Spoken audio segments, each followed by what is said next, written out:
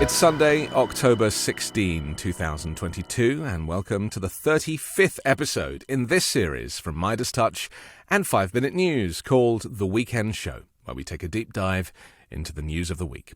Subscribe to this show as an audio podcast if you choose, in addition to my daily podcast called 5 Minute News. You can get it on iTunes or wherever you get yours.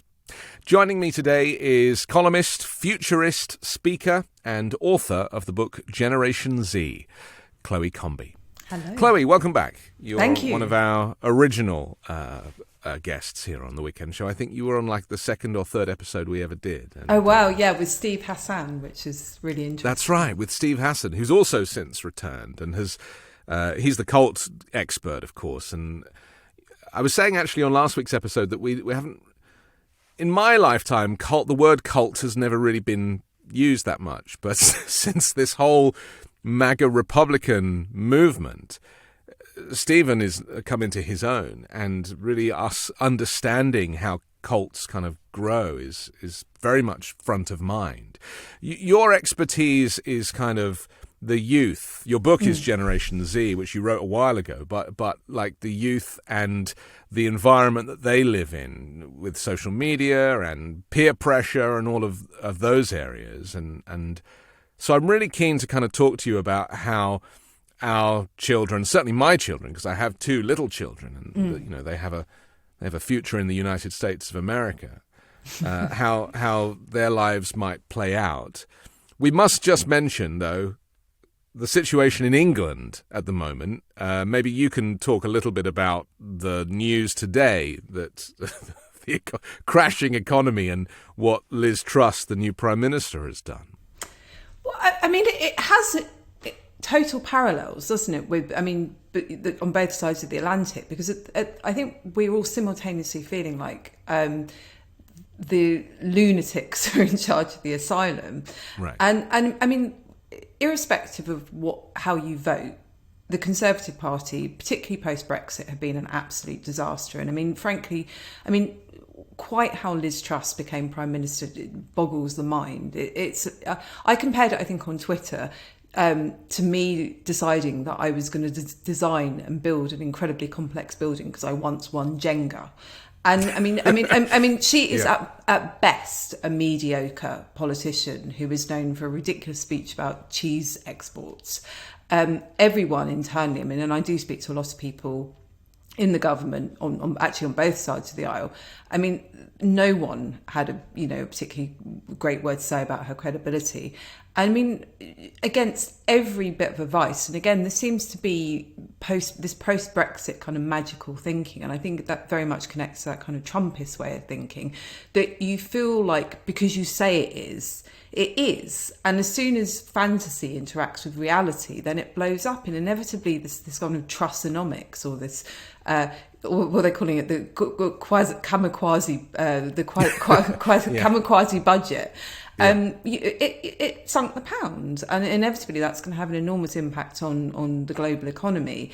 But it's not just headline stuff. In the same, politics has very real consequences for everybody. And if you're not insulated in a bubble of being incredibly wealthy or politically connected, this deeply connects. And all of my friends, for example, have had their mortgages just blow up, and if you had to remortgage your house, which most people do, or they were waiting to buy a house and inevitably it impacts rents and so forth, they've all shot up. And I mean, and this, it's so many ways that it impacts lives, and inevitably this is going to have a trickle down effect for young people. This has blown up the housing market, so it's an absolute catastrophe. And this follows Boris Johnson, and obviously there's kind of this moral and ethical quagmire that he created over this, these parties he was having during COVID, which rightly really, really disturbed and upset people. This followed Theresa May, who seems comparably quite serious and important, who followed David Cameron. And at this point, you think, and we're all thinking, when is enough? And we have to have a general election because quite simply, they have run out of talent and ideas. And I think, and in fact, I know when you go into the Tory party quietly, lots of them would agree with that assessment. And that, and the reality is it's it's a comedy tragedy. It really is, and the impact it's having is enormous. Isn't it interesting how Boris Johnson was such a clown that Theresa May was so annoying and boring? She suddenly looks like quite a kind of acceptable candidate for the role. And it's a little bit like here in the United States, Donald Trump's tenure made people like me who hated George W. Bush with a passion, made him suddenly look like somebody who we were like, well, he actually wasn't that bad after all, despite the war crimes and, and everything that went with that. Well, absolutely. There's perspective here, isn't there? Absolutely, and the romance of hindsight is a wonderful thing. And I was actually talking to someone about this today because I was looking at old footage of the old guard of the Tory party. It was like Kenneth Clarke and Michael Hesterton, politicians that I wouldn't, in my lifetime, I now wouldn't agree with anything. But these were deeply serious, learned people who had kind of experiences in different fields. And the trouble is now, and this is true in the UK as it is in America, that politics is not at all anymore about service or duty or a vision for the country. It's about personal wealth and power, and that is incredibly wrong, and it's created a situation where the very worst people who naturally are attracted to power and wealth, and easy power and wealth in the way it's seen in politics, because are attracted to politics, and there isn't, I think, a kind of a credible route in lots of ways. I mean, Donald Trump is the ultimate example of that. He didn't go through the normal credible routes of being an economist or a great public servant. He was a game show host. And he by kind of some fluke and by fooling lots of people, I think, aspired to, the highest levels of power. And that somehow feels like a failed system. But I think it's also a function of the fact, and this really does connect to the youth, because I think it's massively about kind of undermining and devaluing education. That where people, I think, sought both someone who was experienced and more intelligent they were in politicians, but also someone who somehow felt worthy and better. I think politics and Boris Johnson and Donald Trump are both massive examples of this. It's become a spectacle. It's like wrestling or, some sort of, spectator sport. And we don't look for politicians. It's all about personality. And people, you hear it all the time. He or she is boring. And we said at the beginning of the interview that, Theresa May seems comparatively boring. And I actually kind of want boring. I want people who are, sorry, I'm having my ears are a weird shape. I want people who are nerdy and learned and have gone through the process of aspiring to the highest levels of power. I don't want people who've got there through essentially fooling people, or through some sort of fluke of social media. And I would like to get back to some sort of seriousness and learnedness and professorial characters in politics. But the trouble is, and this connects to the new generation, which we're going to talk about, is they have now grown up with character politics, and they've also grown up in an education system that's been massively underfunded, and pretty much, unless you go to private schools, wouldn't necessarily have either politics education or media education, which is incredibly important. So they become thoughtful about what they're reading and internalizing. And my fear is that because they've grown up with this and because they've massively underfunded these aspects of education, that this is actually, the cycle is going to continue. So I think that and I talk about this all the time, both with people in politics when I advise them and with brands, is that there has to be a way, and there is a way, I know that there's a way because I've talked to so many young people about this, to make serious politics as fun and engaging and in some ways as much of a spectacle as insane right-wing politics and political figures are. And I think that really is the secret. That's a sweet spot of having people who have credibility and vision and an ethical good character, who are also viewed by both young, and it's not just young people, but people of all ages, as a kind of a character. And it's the classic thing in America, isn't it? It's the politicians that you'd like to have a beer with. And I think that we're kind of at the the 2022 version of that. It's people who are clever online and seem approachable. But we also, I think, have to thread that needle with people who actually know what they're doing. And Liz Truss is the ultimate example of somehow someone, because they've run out of people and ideas, of again becoming the Prime Minister. And she has no idea. And an economics undergraduate could have told her that tax plan was a disaster, because if you give the richest people an extra, add addition to their pay packet, if they don't need it, they're going to bank it. If you give that to people who actually need it, they're going to spend it and it goes back into the economy. I'm not an economist, and I could have told her that. So frankly, how she had the best advisors in the world and she wouldn't listen to that just boggles the mind. I was thinking earlier about how British democracy is really functioning quite well at the moment, because the country is small enough that there is a kind of national mood. They refer to the mood of the nation a lot in England, and that never happens here in America, because obviously we have a much greater landmass, and states have their own laws and everything else that goes with that, and not forgetting the number of people. But the mood of the nation in England right now is there needs to be a general election, which is effectively going to give Labour a chance to get in, and they would likely win because they're polling way ahead.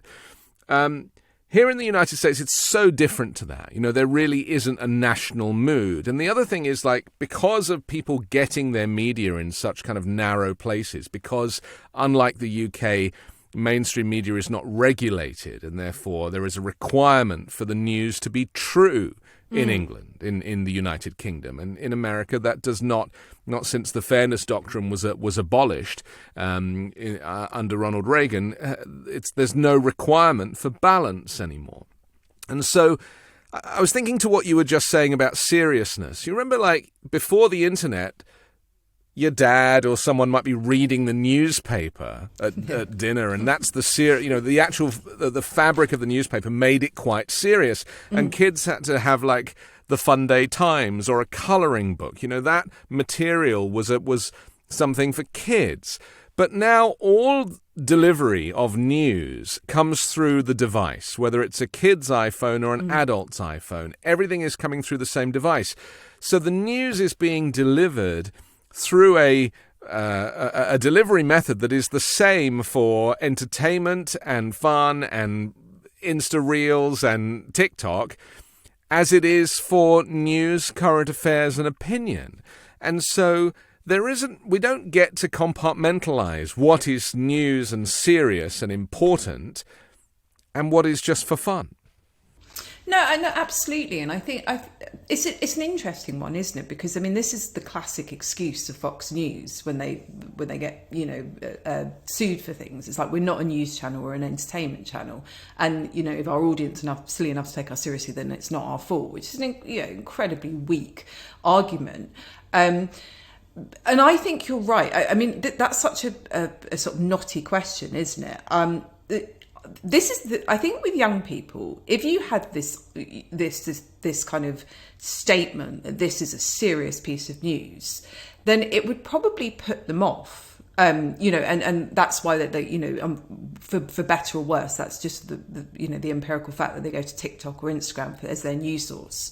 But bearing in mind that most of the news that they get from TikTok still flows from credible sources, hopefully the BBC or CNN as opposed to Fox News. So there absolutely is a need for seriousness. And I'm not sure that you do need to separate them out. What I do think that needs to happen is that we need to be much more rigorous about this distinction between a rumour and a sexy rumour that's quite fun to believe. And I think that's very much where conspiracy theories flow from, and where fact and truth exists. And again, it goes back to that language that I don't think truth and fact needs to be couched necessarily in this very newsy, serious tone. I think that it can still be really interesting and digestible. But young people, this is where we're getting it wrong. This ability to distinguish between what is entertainment and what's conspiracy, even if it's really fun to believe, and what is fact and truth, and getting back to this notion that fact and truth are important. But there's two really, I think, good sort of positive, signs in all of this. Number one,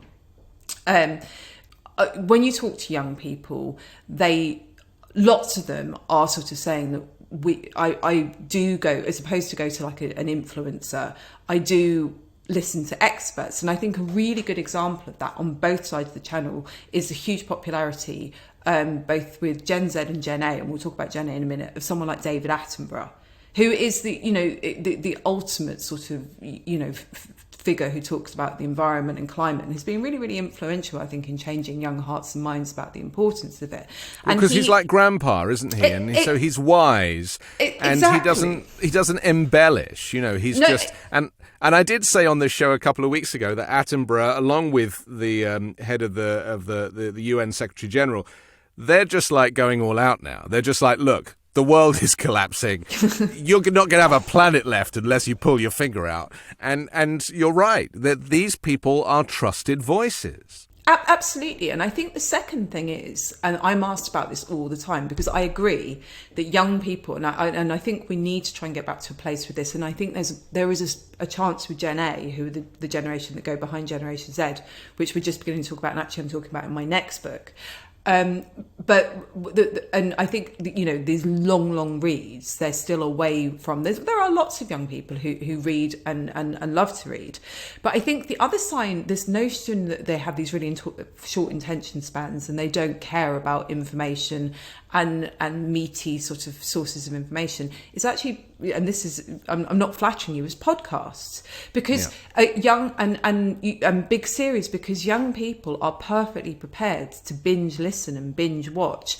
Documentaries are hugely popular, and they're a really, massive thing on Netflix or Amazon or all those things, and really quite educational things, not necessarily just the sort of fun conspiracy theory things. So there clearly is an appetite for experts, information and news. Again, the important thing is how it's packaged, and it has to be packaged. And I think lots of podcasts and lots of documentaries have really cracked this in a way that it's just really engaging and has a really engaging person. And again, the mistake I think lots of traditional news make is that they think all young people want to watch young people and it's all about getting a cool influencer. But in fact, lots of young people really like listening to people who are really learned experts, and they really respect these, the many years in whatever field they're talking.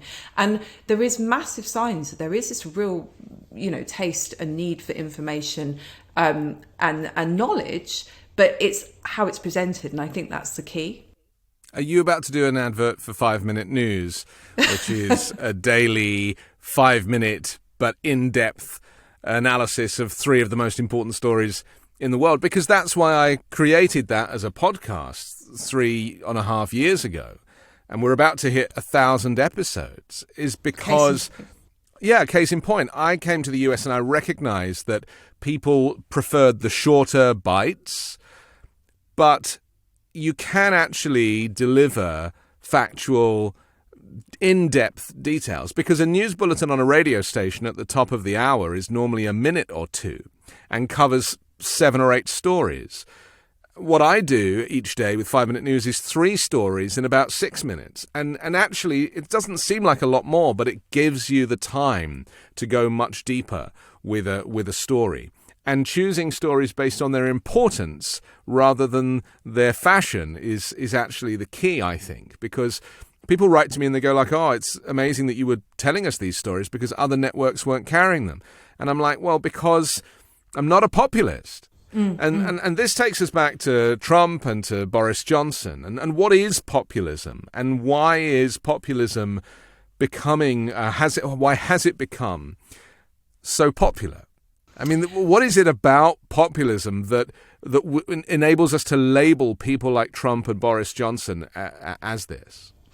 I've been thinking about this so much recently, and there's obviously many complex answers about this. But I think the appeal of populism across generations is it's an easy solution, and what essentially populism does is it says, I have easy answers.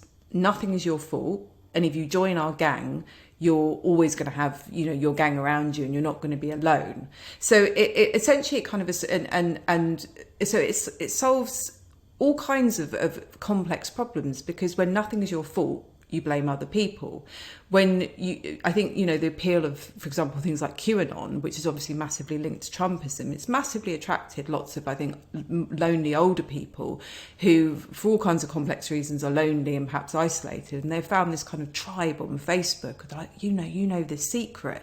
And that's massively, massively compelling. And then it always, and this is the Liz Truss things, is it says, oh, it's easy. Nothing is complicated. I can solve this. I can build a wall. We blame other people. It's immigrants, it's feminism, it's women. And that's massively appealing, isn't it? Rather than saying, let's do the hard work to solve the big problems, whether it's economy or climate or social justice or any of those things, which are massively complex things. It's saying that there's an easy solution, but most importantly, it's not your fault. And that is going to appeal to anyone who's a bit sad or disenfranchised, whether you're young or old.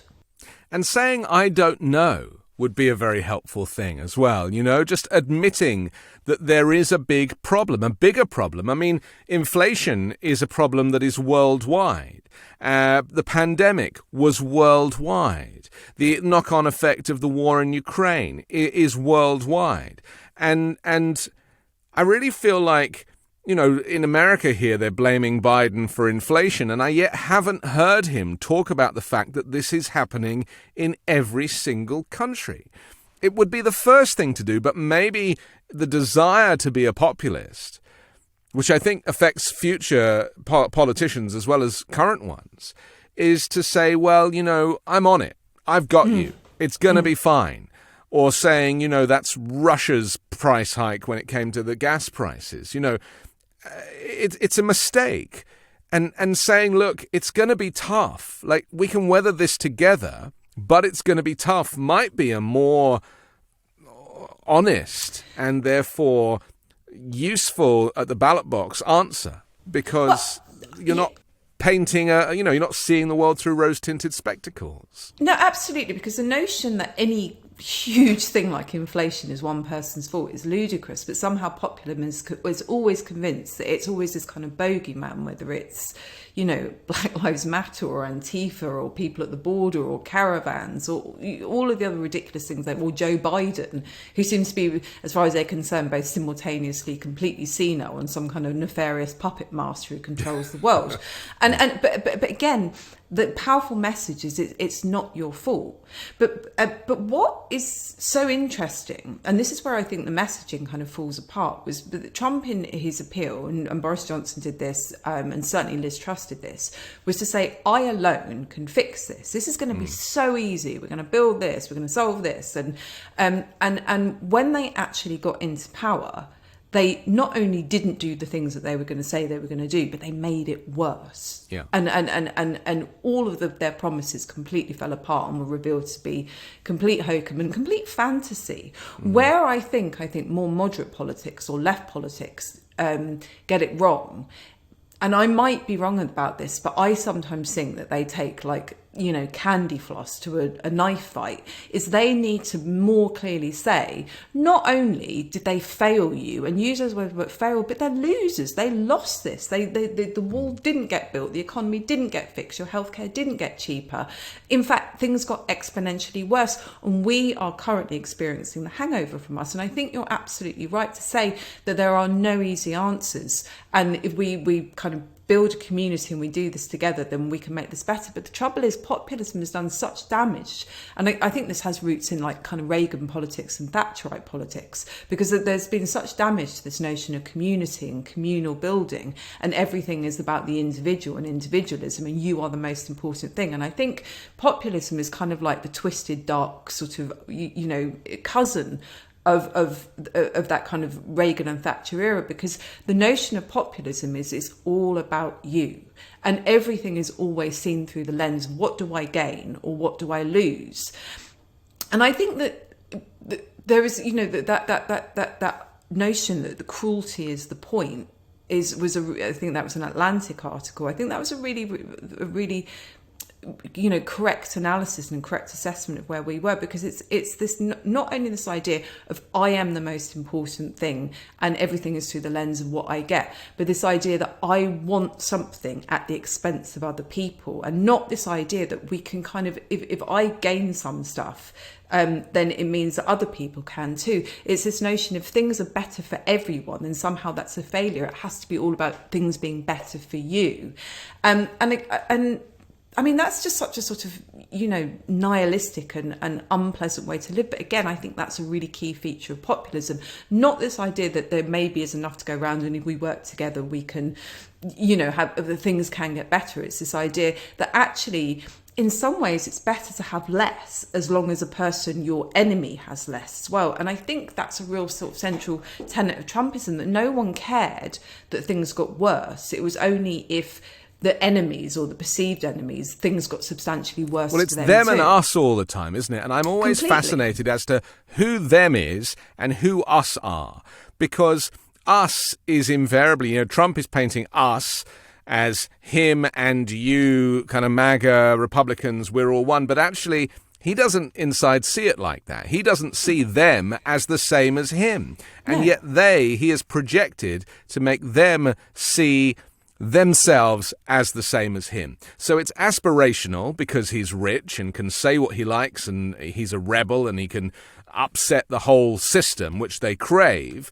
But actually, he holds all the power and they have none. And all the people that have given their entire selves and their wages, their pay packet has gone into financing his campaign, and he's always fundraising, and they will give their last cent to a guy who cares nothing about them.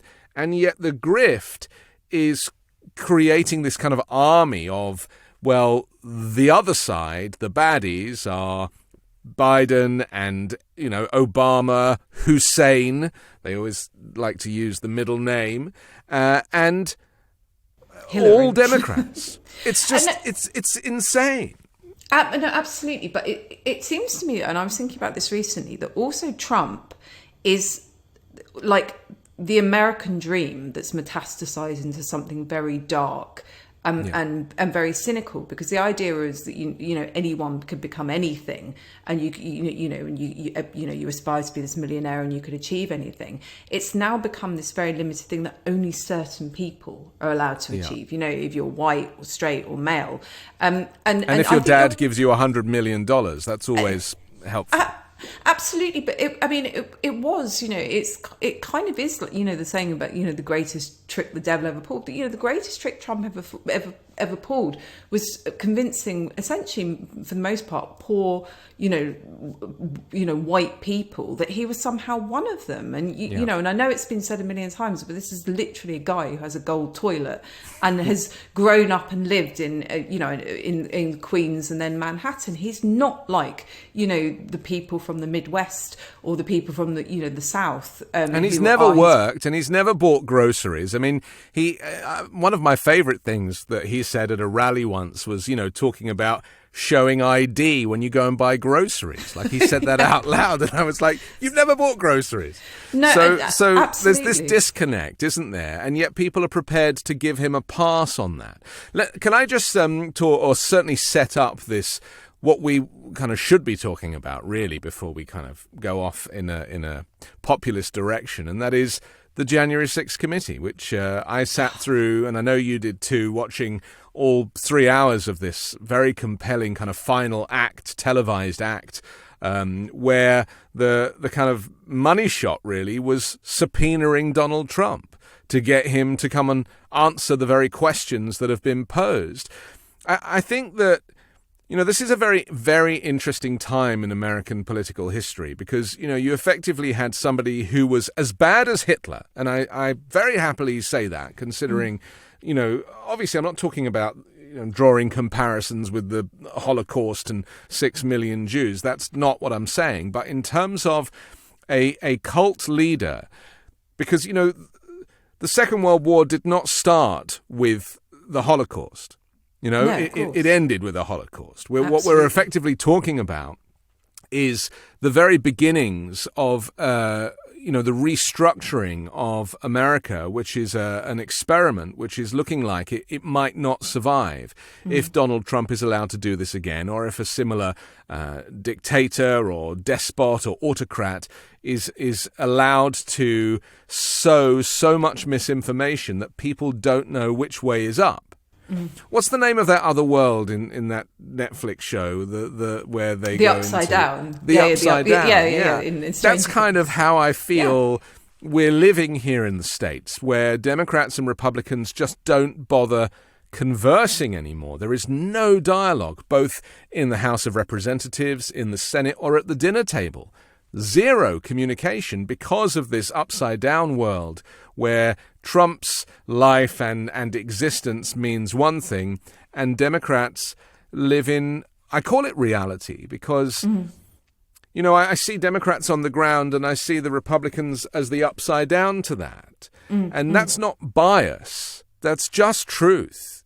True. And yet to say that to a Republican, they just wouldn't have it.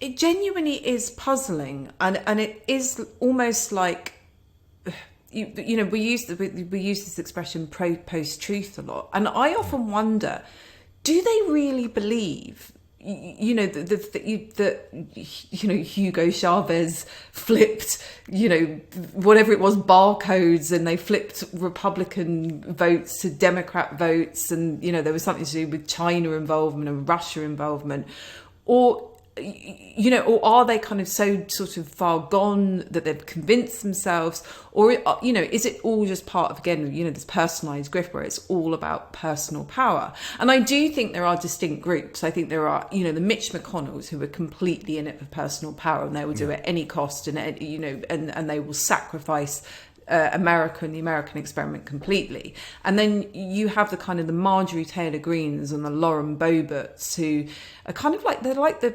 cheerleaders in a horror movie who die first because they're too stupid to live. So one assumes that they're either, and they seem to be, these kind of evangelical believers in the Trump experiment. And then I think you've got the kind of the people in the middle who know exactly what they're doing. The sort of the Ted Cruz's and the Marco Rubios. They're the operators. Yeah, and in some ways they're the worst, the Mitch McConnells and the Ted Cruz's, because they know perfectly what they're doing and they're completely in it for personal power.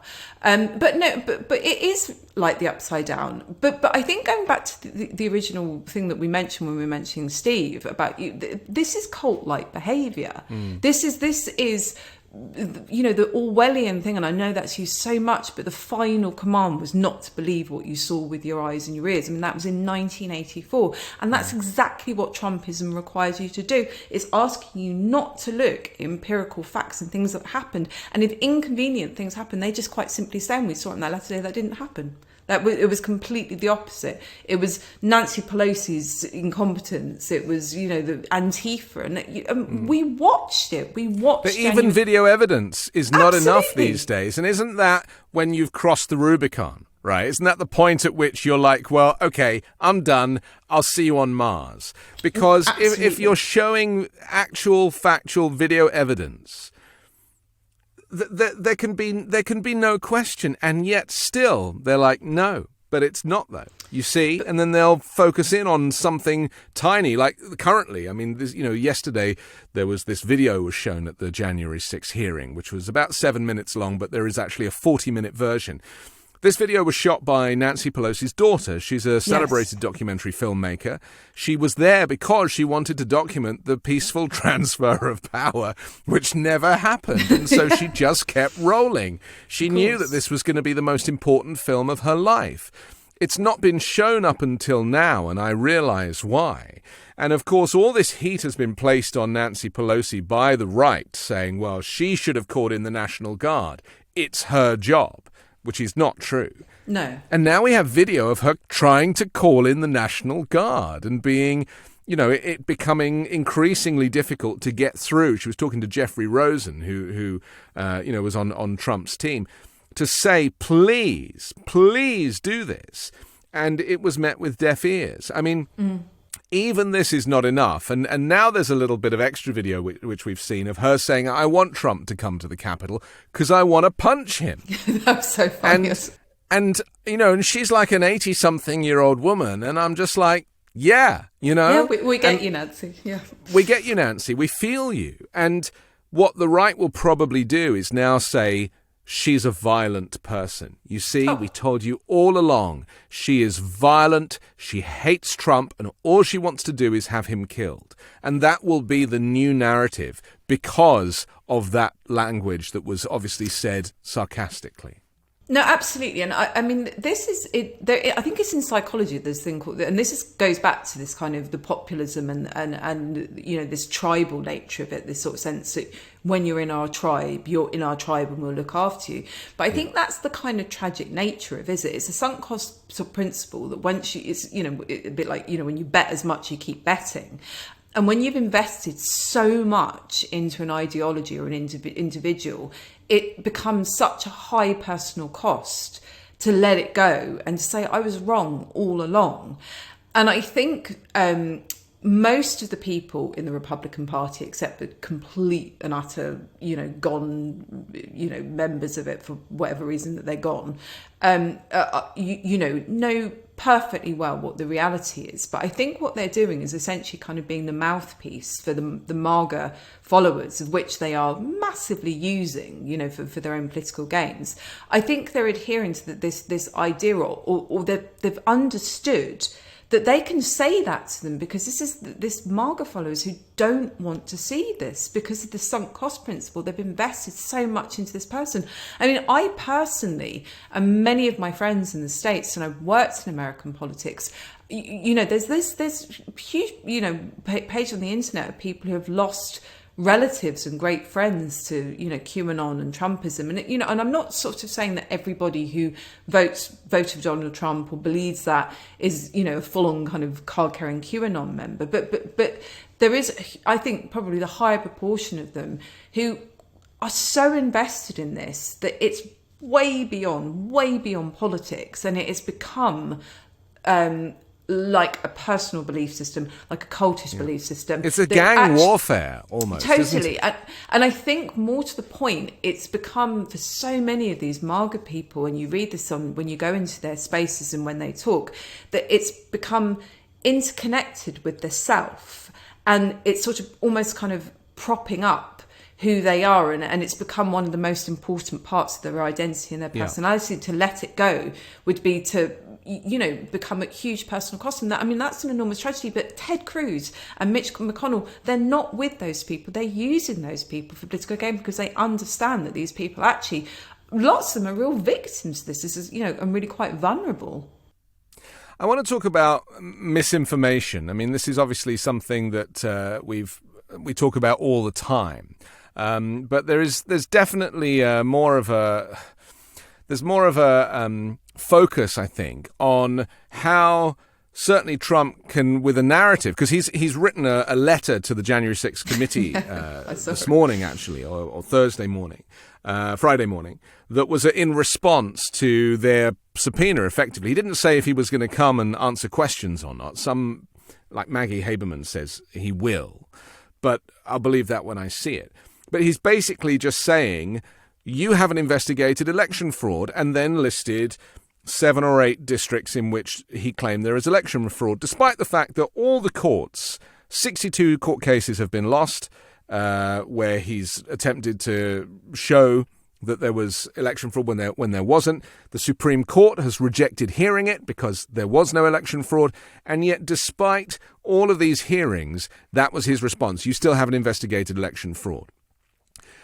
So there was a survey which I wanted to kind of bring up here. It's a Pearson Institute and AP NORC survey that shows that regardless of political ideology, Americans agree that misinformation is leaving a mark on the country. They say overall 91% of adults say the spread of misinformation is a problem, 74% calling it a major problem, only 8% said misinformation isn't a problem at all.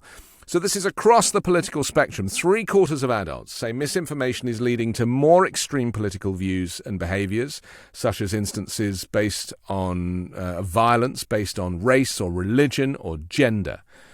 hate crime, Asian hate crime after the COVID outbreak, which was massive here because Trump was blaming China, calling it the China virus or the Kung flu.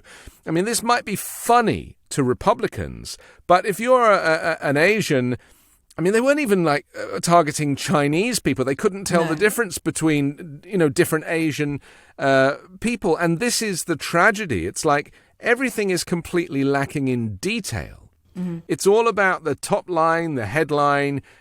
Let's go for it. And I'm like, wow, So how do you feel, certainly with your experience with social media and young people reading this stuff, how dangerous is misinformation going forward? We know where it's got us to. We know that an election was effectively overturned for a few hours and the certification was delayed and a riot ensued and 7 people died. But going forward, what is this going to do to the country?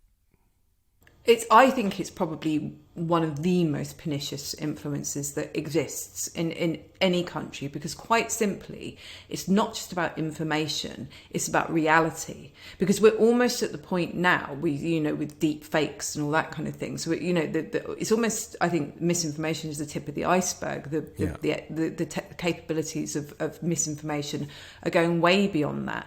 And what it's going to start to do is actually make people and I think this, we're seeing this with the MAGA thing, is question reality. It's question with what they see with their eyes and their ears.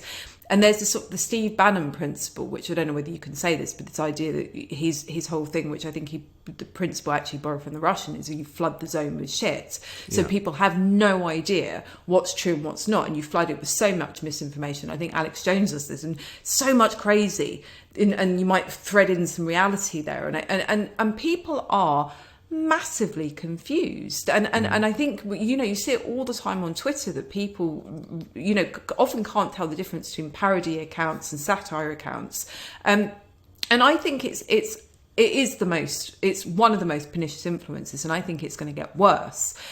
And I think there's a couple of ways that I guess we can address this, but I think there are so many nefarious forces who actually it's in their interest to make people in a state of constant confusion. And you see this very, very commonly used in countries that don't operate in democracies. One, and this goes back to the beginning of the conversation, we've got to get better in education in schools about media literacy. And I've been pushing the government here to install proper media literacy programs, not just about traditional media. So, can you tell the difference between a tabloid and broadsheet, which is everybody did, but really serious, understanding and being able to read social media and truth and fact, and actually and there are some good programs, but I think that needs to be embedded in. So having a natural barometer for the truth, that's totally what's missing, isn't it? It's like the mercury is missing. Totally. So I think that is an incredibly critical thing, the education system. But I also think I'm not sure that we can rely on social media companies to do the decent thing and bring in, you get these kind of, mealy attempts to, put that this might be a lie on Twitter and Facebook. Facebook, let's not get into the ethics of Mark Zuckerberg, but they could be much better. But this goes back to this idea of bringing people back in every field: politics, economics, celebrity, housing, climate, who are experts and learned and are invested in the truth, but are also really engaging and interesting to listen to. Because the trouble is, and this isn't just true in politics, this is true in so many fields, that idiots and fools tend to shout the loudest and are often very engaging people. I don't personally understand why anyone wants to listen to Alex Jones, but there is a reason that he has hundreds of millions of followers, because clearly he has this kind of engaging way of presenting misinformation. And he's not stupid, Alex Jones. Not at all. This is the thing. He's an operator, and we should just digress to talk about what happened earlier this week, where he's been hit with almost $1 billion lawsuit because he denied that Sandy Hook was a real event. He said that the parents who were suffering grief and crying were actors, and there was an FBI agent who was involved, and he said he was an actor. He was actually awarded one of the largest sums outside of the immediate family. And I watched, this is the crazy thing. I don't know if you're aware of this, but when the verdict was read out, Alex Jones was live streaming his show. I saw. And he was watching it too. And so as the verdict came out, I watched him. He went, oh, well, that doesn't matter. I'm bankrupt. So that's never going to happen. And then turned to the camera and said, I need your donations now. And not a penny of the money that you give me is going to go to those families. And I was like, this grift. It's just beggars belief. And yet in his divorce lawsuit, his defense was, I'm an actor playing a role. I don't believe this stuff. And his ex-wife testified similarly.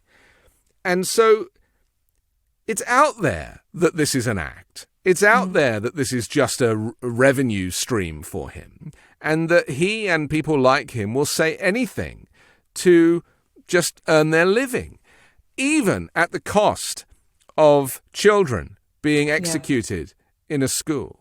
It's the morals of it. It's tragic. It is completely. It was a really grimly meta moment watching that, and even I wondered if he'd sink that low. And of course, there is no bottom. No. But this does matter. That Sandy Hook thing felt like a real sort of canary in the coal mine moment, because it was in 2011, and that felt like, when I remember reading about this, and this was right at the beginning of sort of social media and when everyone started to get a smartphone.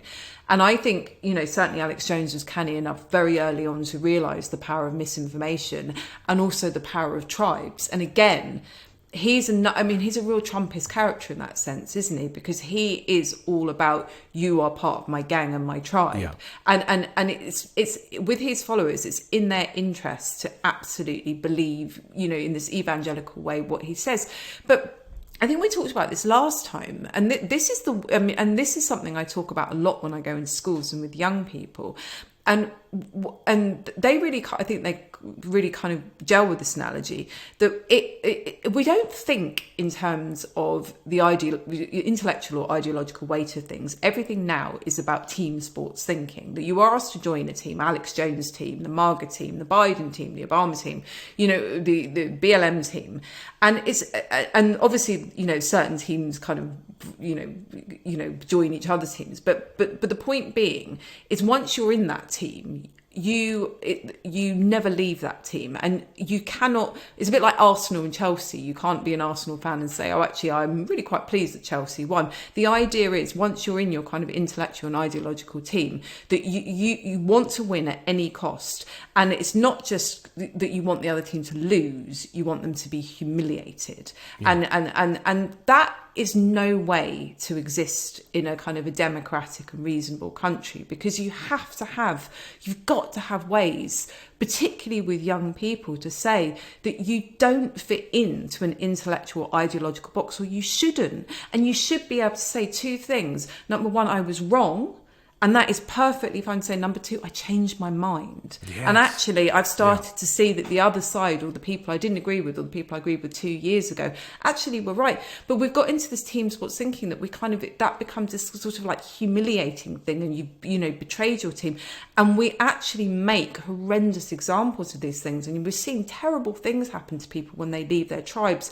And then it all becomes about fear. And I think that this team sports thinking, I think that's a real part of it. This idea that if you leave your side, if you leave your tribe, if you disagree with your tribe, they really turn against you. So it's also become, I think, this kind of ideological fear that you never leave your team, you never leave your side, and you're safe within your tribe. And you do have people really intelligently talking about when they change their mind, but that's becoming really, really unusual, that you actually think, I was wrong and I've changed my mind. And I think if we are going to improve things at all, we have to find a space that allows people to cross over. And we don't say, well, you can't come over to us because you once voted Trump, or you were once a conservative, or you were once, a feminist, or anything. And actually say, cross over, come over, and make it much more in the spirit of welcomeness, of people being able to, grow and develop. But unfortunately, I think it's this very, very sort of reductive thing that once you're in your tribe,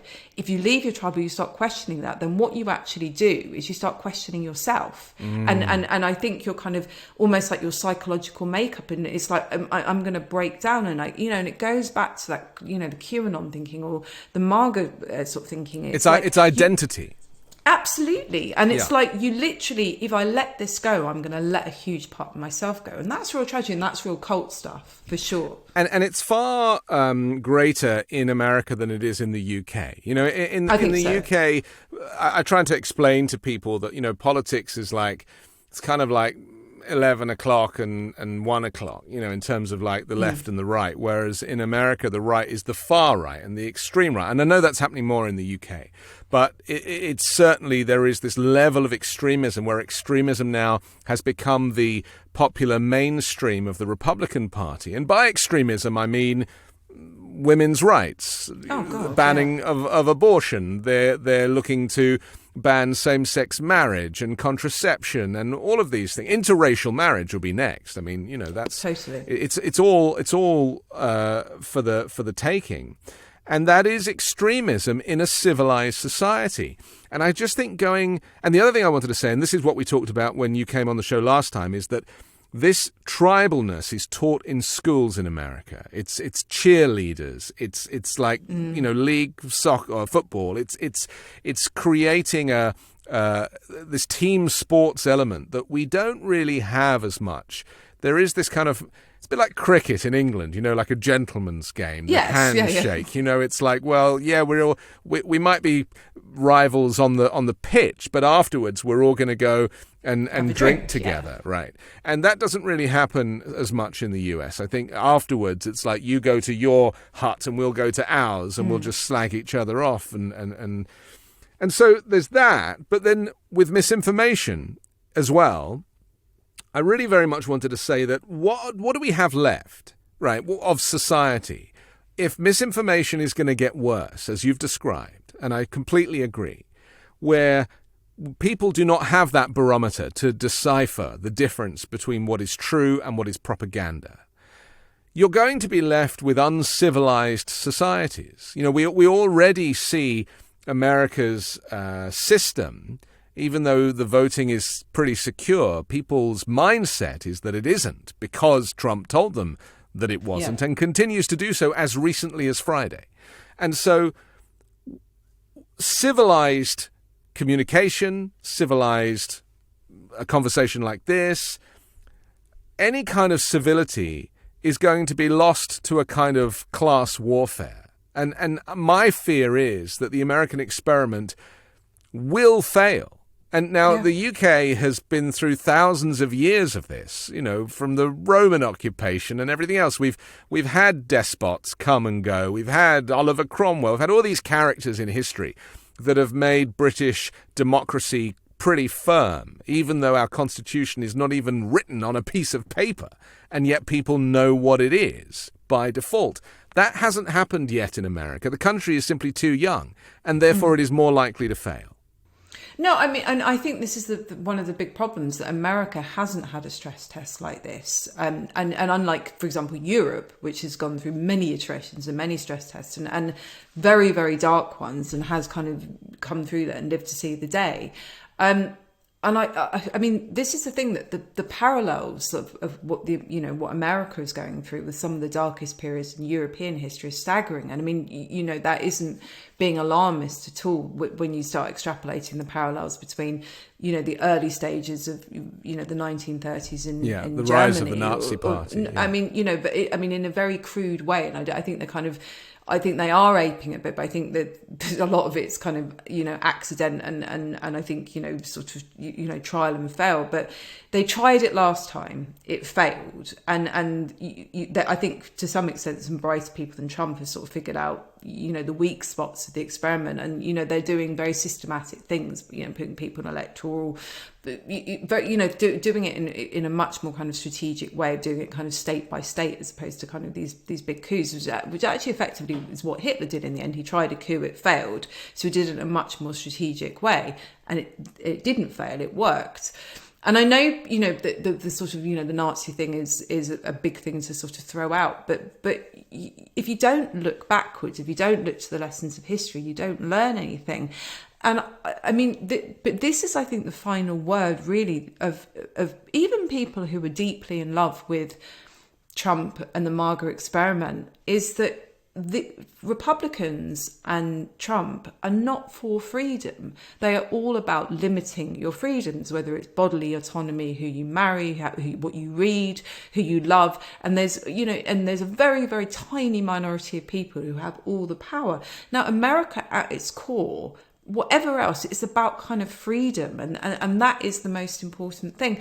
And I don't think that the Democrats are hammering that message home effectively enough. That actually, if it's not about kind of left or right or, Democrat politics, Republican politics at this point, and I don't think they're being effective enough in this message, it is much more about personal freedom and autonomy, that thing that's very sacred to every kind of American, whether it's the kind of gun-loving ones or, the hippies who drive Priuses and eat, vegan diets, that freedom is sacred to the kind of the American experiment.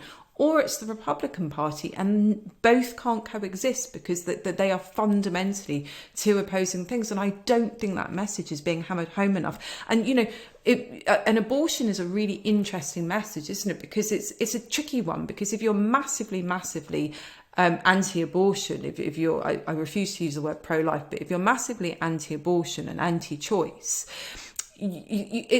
abortion is quite a sort of a difficult message to sell, because you think, well, my side won, and I'm for this, and I don't like what abortion does. But it's not the abortion that's the important point to people who are anti-abortion. It's the freedom thing. It's the government telling women, and indeed men, this isn't just a woman thing, that we make the choices about your body. And that comes to every single part of kind of the American experiment and freedom, that is an absolutely perfect example of this Republican Party thinking that they have the right to go into your home and your life and your body and make the choices for you. And that is deeply worrying. And it's rights rather than action. The right to vote is not forcing you to vote. Absolutely. The right to an abortion is not forcing you to have an abortion. And I think this is the miscommunication. Democrats are for your rights. They're not forcing you to be transgender. They're not forcing you to learn about critical race theory, It's just having the right to choose. And the phrase, the right to choose, should exist across the board, not just when it comes to reproductive rights. No, absolutely. And that's what Republicans have done. They've taken that, as they do, as part of the grift. They've twisted it, and they're saying, Democrats want your kids to become trans because they're going to teach it in school. And it's like, whoa, whoa, whoa. And this is, there's a law in California that's just given the doctors the opportunity, or certainly patients, in the case of trans youth, the right to seek the drugs that they might need to consider gender reassignment. It's not forcing that drug on them. It's not, and it's not cutting off appendages. It is giving the patient the right to have access to this if it is necessary for them, and if it's something that will make their lives better. And that is the fundamental miscommunication here. It's about rights, not about actions. Absolutely. And this has already gone way past, there are literally universities who are now exercising these laws that you can't talk about abortion or contraception on campuses, and the professors are being threatened if they bring up those things. That is absolutely, this is the right to mention those things. And frankly, America is massively, against these, countries that are religious and sort of ideologically limit people's freedoms that maybe exist kind of in the Middle East. And there's lots of discussions about that, but that's exactly what they're doing. They are limiting people's freedoms. And if these don't touch you now, the next one might, or the next one might, because this is a slippery slope. And once one thing's taken away, it's going to move on to the next. And I know it's that classic thing of, they came for me, but absolutely, if you are prepared to give up your rights and your freedom, eventually that is going to come and bite you. It absolutely will. And if the Republicans, God forbid, get into power, it might take 2 or 3 or 5 years, but if this extremism keeps going the way it is, every person who voted for them is going to find their lives darkly limited in some way, because that's what they represent. And your expression of extremism now, it's the old school Republican Party wouldn't have voted for them. Perfectly fine. I get it, small government and low taxation and all the things that they represented. I understand why people were into that, but that's not what they represent anymore. This is an extremist, deeply creepy party that are all about, I think, eventually kind of imprisoning almost everybody, not literally imprisoning, but kind of imprisoning and making the lives smaller and narrower of anybody, except essentially themselves. And the Herschel Walker thing was a perfect example. This is a guy who's trying to take away women's rights to abortion, well, quite happily, both encouraging and paying for his wife to abort one of his would-be sort of children. My point being, it's the classic, isn't it? It's the hypocrisy. For me, not for thee kind of thing. And it's the ultimate hypocrisy. We have to finish, but it's so hard, isn't it, to kind of have hopeful conversations about this, because the world is in a really terrible state right now, with the war and with inflation, and, the people that suffer are not the Donald Trumps of this world. No. Or the Boris Johnsons. These people can afford, they have enough of a buffer that their lives will not change if the price of gas goes up. And yet the people that do suffer are often the people that are committed conservatives or committed to the cause, who are not earning enough money, and they are literally going to be bankrupted by these decisions that are being made by leaders with no experience. And I would finally say that, in England we refer to MPs, members of parliament. But in America, the name for these people is much more suitable.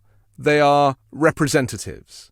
And I really feel like we need to encourage representatives to truly represent their constituents and their people, rather than just take a position which has nothing to do with the very people that elected them. No, absolutely. I think I always do try to finish on a positive note, and I think the representative thing is really important.